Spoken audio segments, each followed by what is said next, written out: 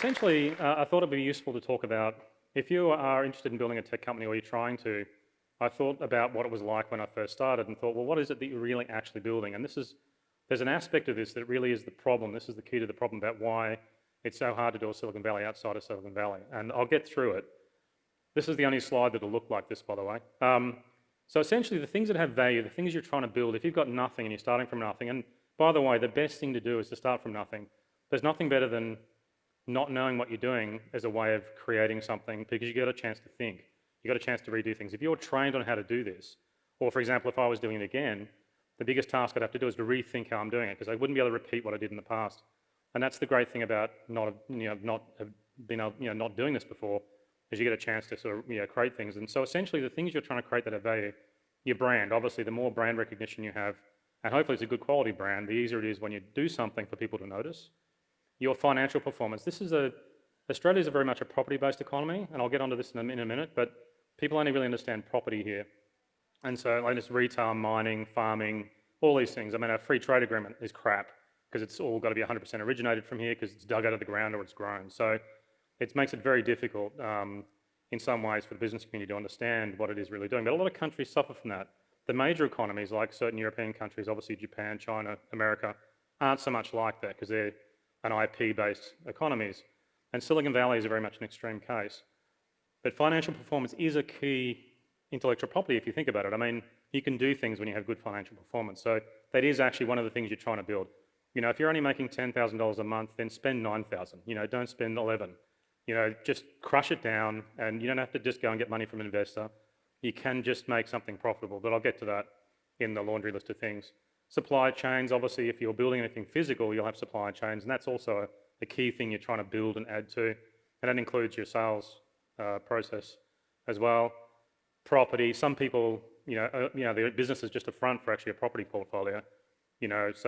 Some sorts of property can actually be an asset if you want to do that. We don't own any of our property, we just lease everything because we didn't want to waste money on getting bogged down in that. Now, this is where it gets interesting, and this is the crux to the problem. What we're actually talking about here, the reason that it's not easy to build a Silicon Valley is because people don't understand what that is. Silicon Valley is really like, oh, we want to be a Silicon Valley because we want to be, feel like we're sophisticated and feel like we're a first world economy. The problem is, and there's no bad person, there's no like devil that comes out and goes, oh, I'm going to stop you from being successful. There's an accounting problem, and nobody cares about accounting standards because the accountant does them. But the problem is that that's the fundamental evil that's happening. There's an accounting standard problem, and a good example of that is assets. If you buy a photocopier, you know that in 5 years' time it's still worth a lot, and it could be a $20,000 photocopier. But in accounting standards, it depreciates away. So one of the problems you have is that you are spending money on stuff. If you, say, made $10 million a year and you spent $9 million of it, in the business culture and accounting standards, you've only made $1 million profit. And if but you're spending on cubicles. I mean, a cubicle can last for 10, 15 more years. And so the problem, of course, is that cubicle gets depreciated away in 5, whatever years. And so one of the problems is the accounting doesn't really representing the value that's retained in the business. So this is an extremely boring thing to talk about, and I didn't start the company to actually sort of realize I get bogged down in accounting stuff, but it is essentially the problem. So that's an easy one. If anyone's got accounting skill, you'd know that assets depreciate, but they still have a lot of value, but they look less. So you've spent money on something and it sort of becomes nothing because you've got accounting problem, taxation issues, and it's got to depreciate for tax reasons. And also, actually, I'll get on to that in a sec. So this is one of the problems, and it's an obvious problem, and everybody knows about that. So if someone's looking at your business from an investor point of view, they know that your assets are depreciating away. That if they're naive, they would think that your assets are the value that you put on them.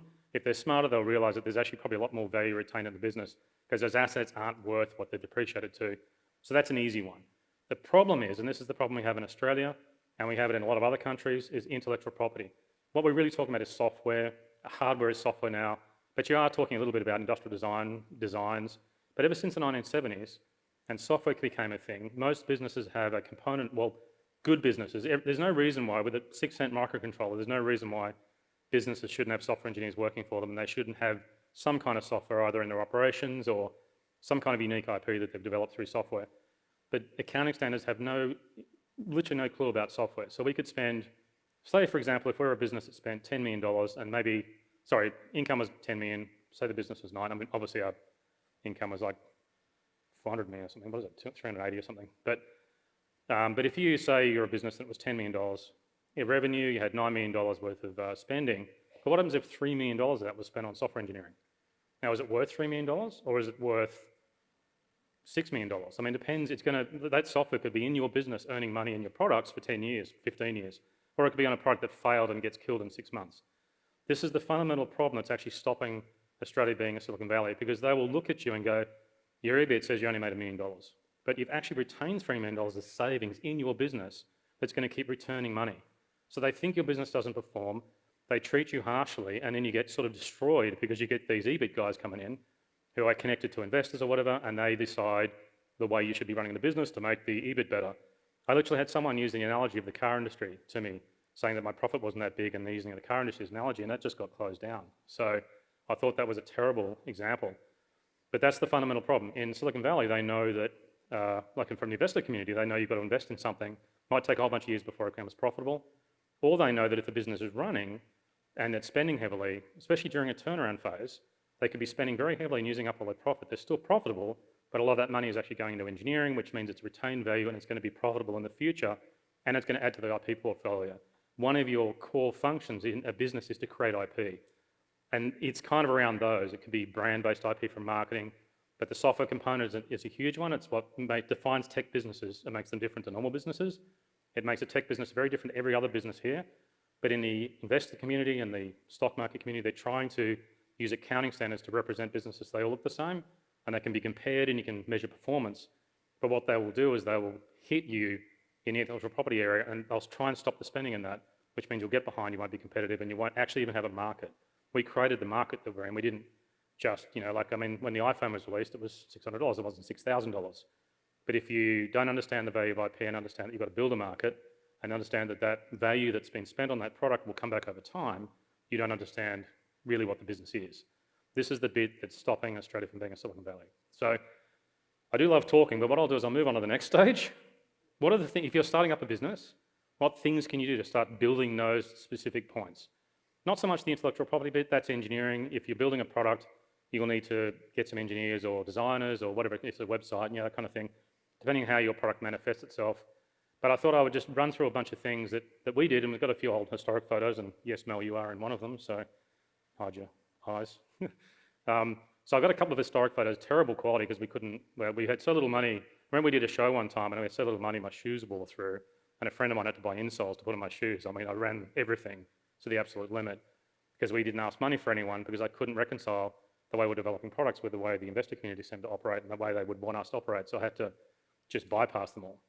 So I thought I'd just run through a list of things you could actually do to get a business going globally, and I thought that might be more useful. Instead of this high-end stuff, there's high-level stuff, there's maybe a little bit more of a practical steps you could do. So I'll go through some of it.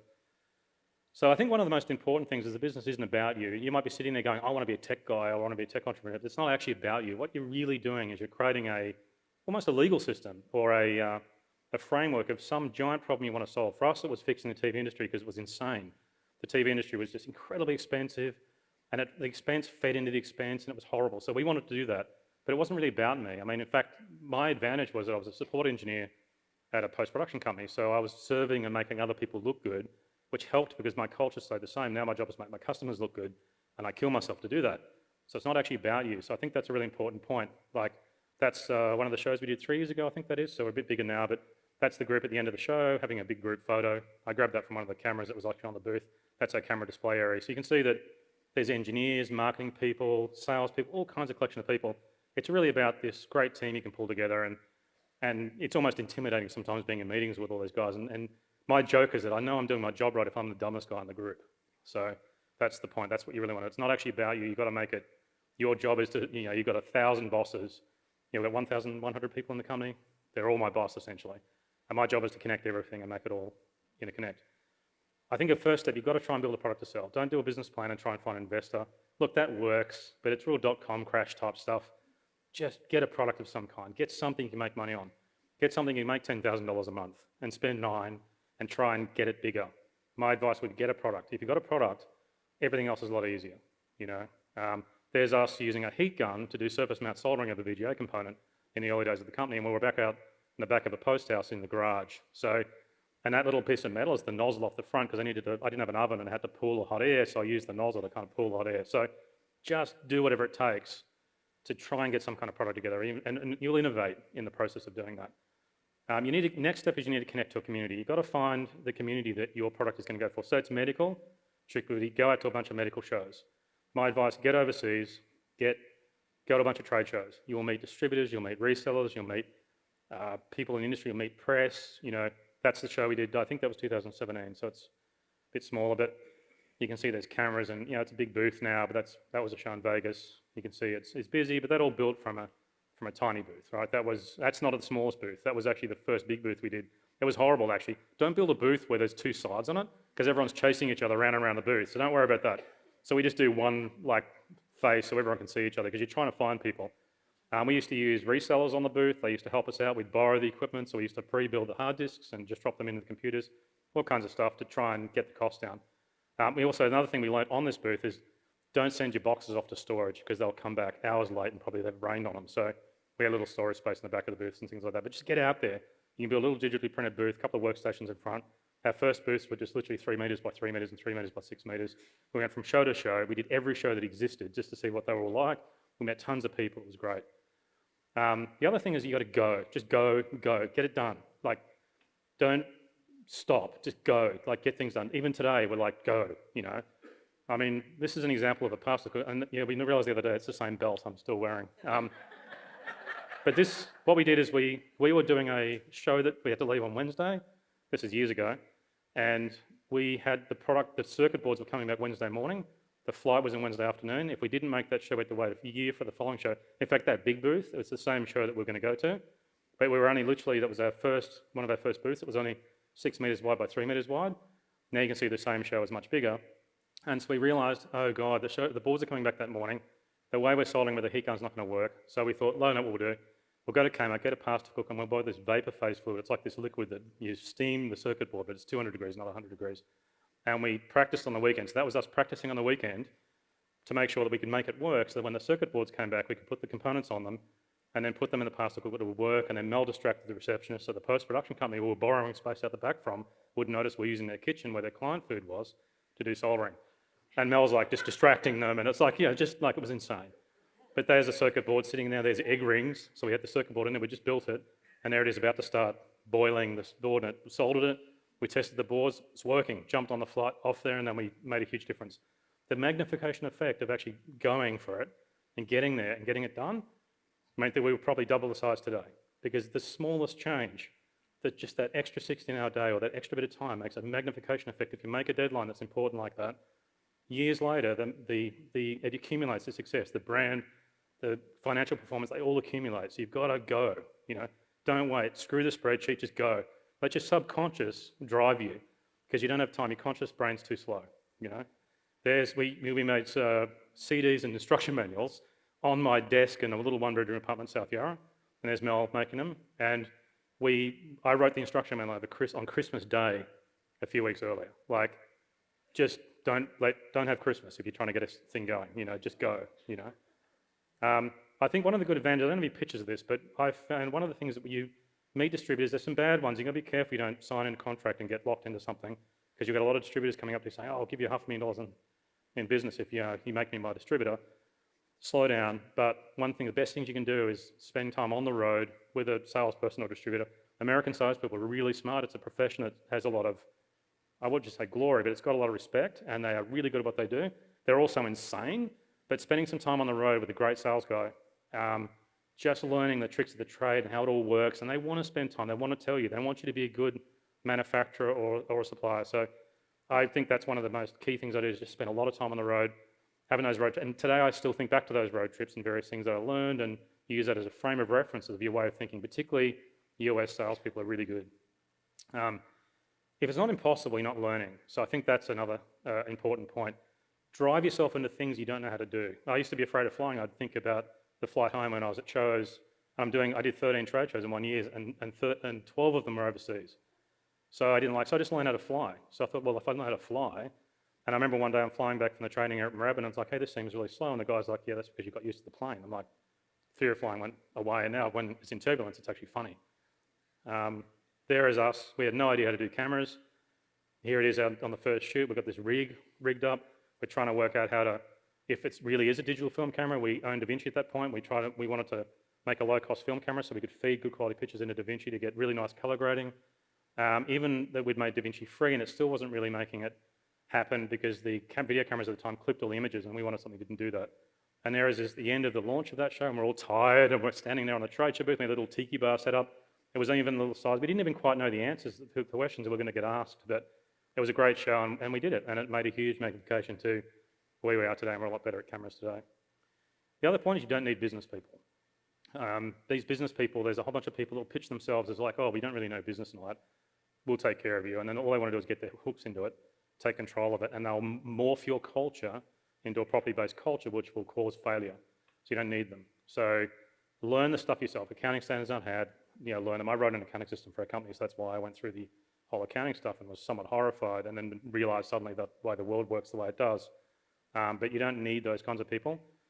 You need your kind of people, whatever that is. If it's medical, then you need sort of other medical people. And you will find medical people that have extensive experience in business. You get those guys. Don't get the person that's just a business person, because it's like the packaging the real person comes in. So you don't need that. We did an acquisition, one of the first acquisitions we did. We got a whole bunch of sales guys from around the world, all our engineering guys, support guys. We got them all in. We tore the company apart, went through different parts of it, and we pulled it off. And now that's DaVinci. And now DaVinci is, one of the best editing and color correction products in the world. So it's really transformed us. We didn't need business people. What we needed was smart people who understood the specifics of that company and what it needed to do to turn it around. And that was the challenge. It wasn't so much acquiring it, it was turning it around. And it's also, it's possible and it's harder than you can possibly imagine. This is the last point that I've got to make. This is not going to be easy, but the euphoria when you make it and you get things working and things start to happen is really quite incredible.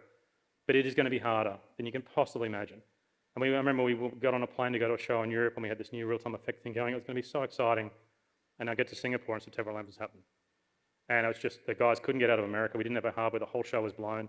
And we were so poor at the time that it almost buried us. I mean, you're already saving as much money as you can, and now you've got to try and save even more because they didn't get a chance to show the product that we'd worked our asses off on making. So it couldn't get any worse. I remember when we got our prototype going, the building next door, we were borrowing space at the back of a television company, and the building next door burnt to the ground and smashed all the front of the post house. And I had to spend the next 2 weeks helping the post-production company get up and running again. That was Saturday night. By Tuesday, we had half the facility up and running again. We had generators in the car park and the whole thing just to try and get the place running so we get back to I remember looking at the front of the building, there's smoke wisping out that Sunday morning going, what else can go wrong? It cannot get any worse than this, and it did, So it's not easy, but when you do get through it, every challenge actually gives you an ability to learn. I remember that Simpsons joke, right? That China has the same word for crisis and opportunity, and Homer goes, yeah, crisis-opportunity. It's like, that's weird, but it was funny, but it is a bit like that. So I think it's great when things come off, but it's going to be harder than you can imagine, but it's an exciting adventure. That's what life should be, right? It should be a whole lot of calamities, and then at the end of it you go, wow, that was kind of an adventure. Let it be an adventure.